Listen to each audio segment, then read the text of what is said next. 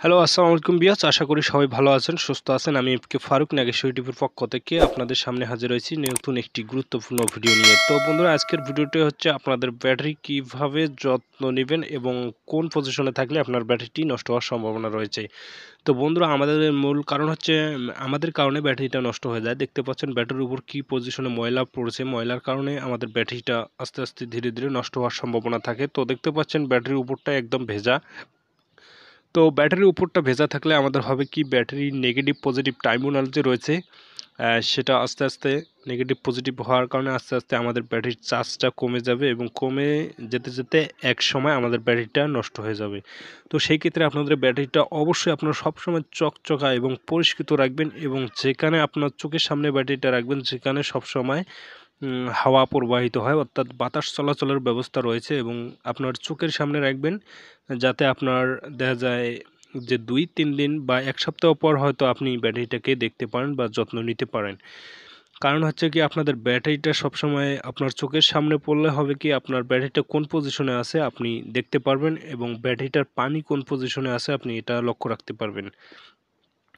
অনেকেই আপনার এমন পজিশনে ব্যাটারি লাগিয়ে থাকে যেখানে দেখার মতো কোনো ব্যবস্থা নেই, হয়তো 6 মাস 1 বছরেও তারা ব্যাটারিটাকে নজর দিতে পারে না। কারণ সেক্ষেত্রে হয় কি, আপনার ব্যাটারিটার যে লেভেল রয়েছে, অনেক সময় হয় আপনার ব্যাটারিটার পানি শুকিয়ে যেয়ে আপনার ব্যাটারি প্লেটগুলো শুকিয়ে যেয়ে ব্যাটারিটা হঠাৎ করে নষ্ট হওয়ার সম্ভাবনা থাকে। এমনকি এই ধরনের সমস্যা হয়ে অনেকেই ব্যাটারি বিক্রি করে দিয়ে আবার নতুন করে ব্যাটারি কিনেছে। তো দেখতে পাচ্ছেন ব্যাটারির টার্মিনালে কি পজিশনে ময়লা জমেছে এবং আয়রন জমেছে। তো অবশ্যই আমাদেরকে এগুলো পরিষ্কার করতে হবে। সুন্দরভাবে পরিষ্কার করে নিয়ে আপনারা, যদি সবচেয়ে ভালো হয়, ব্যাটারিটাকে রোদ্রের মধ্যে 1 মিনিট বা 2 মিনিট শুকিয়ে নেবেন, সবচেয়ে ভালো হবে।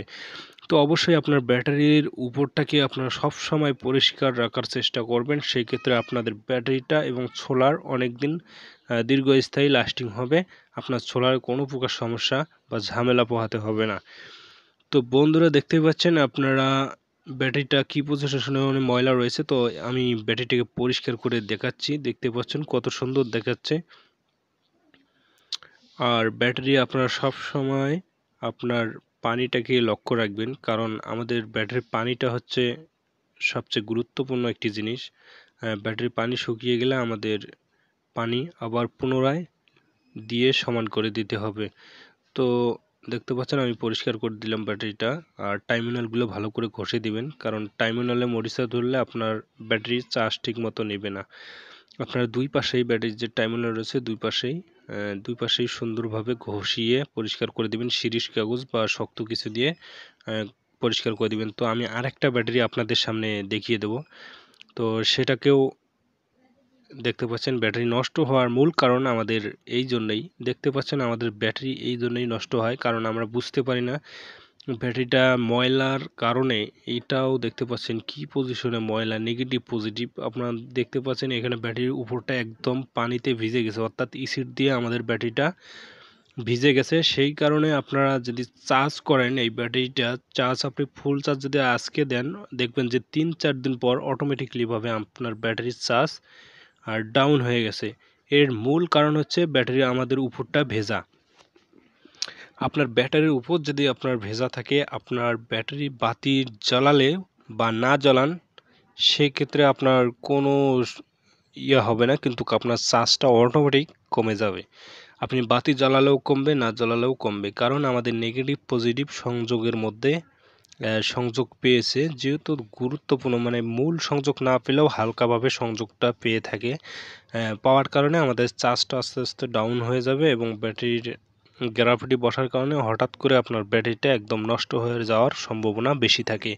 তো অবশ্যই আপনারা লক্ষ্য রাখবেন, আর লক্ষ্য রাখবেন যে আপনার ব্যাটারিটা যাতে সব সময় সুন্দর থাকে এবং পরিষ্কার থাকে, যেখানে আলো বাতাস থাকে সেখানে আপনার ব্যাটারিটা লাগার চেষ্টা করবেন, কারণ সেই ক্ষেত্রে আপনার ব্যাটারিটা দীর্ঘস্থায়ী সুরক্ষিত থাকবে।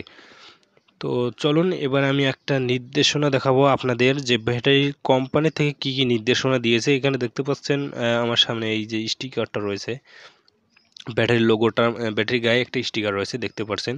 তো এটাকে আমি জুম করে দেখাবো যে এটার কি সত্য এবং নিয়ম কারণ কিছু দিয়ে দিয়েছে হয়তো কোম্পানি।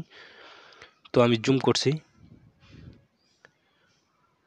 তো জুম করার পর এখানে দেখতে পাচ্ছেন নির্দেশিকা। তো এখান থেকে আপনারা দেখতে পাচ্ছেন এই ইলেকট্রোলাইট পূর্ণ ব্যাটারি। তো এই ১ নম্বরে দেখতে পাচ্ছেন এই ব্যাটারি ফ্যাক্টরি থেকে উৎপাদনের চার্জ ও পরীক্ষিত। ২য় নম্বরে এই ব্যাটারিটির চার্জ ৪ মাস পর্যন্ত আউটপুট থাকবে। তো তাৎক্ষণিকভাবে এই ব্যাটারিটি ব্যবহার উপযোগী, কোনো ইলেকট্রনিক্স ও চার্জের প্রয়োজন নেই উৎপাদনের ৪ মাসের মধ্যে ব্যবহারের ক্ষেত্রে। তো ৪ মাস ব্যবহৃত অবস্থায় ক্ষেত্রে পুনরায় 0.x ক্যাপাসিটি হারে ৪ থেকে ৫ ঘন্টা চার্জের পর ব্যবহার করতে হবে। অর্থাৎ প্রতিদিন ৪ থেকে ৫ ঘন্টা আপনাকে চার্জ করতে হবে ব্যাটারিটা, রোদের মাধ্যমে, সোলারের মাধ্যমে, যেটাই দিয়েন না কেন, দীর্ঘস্থায়ী সার্কিট। তো আমি সম্পূর্ণটা বলতে পারলাম না। তো ভিউয়ার্স, ভালো থাকুন, সুস্থ থাকুন। ভিডিওটি ভালো লাগলে অবশ্যই চ্যানেলটি সাবস্ক্রাইব করে পাশে থাকবেন। ধন্যবাদ।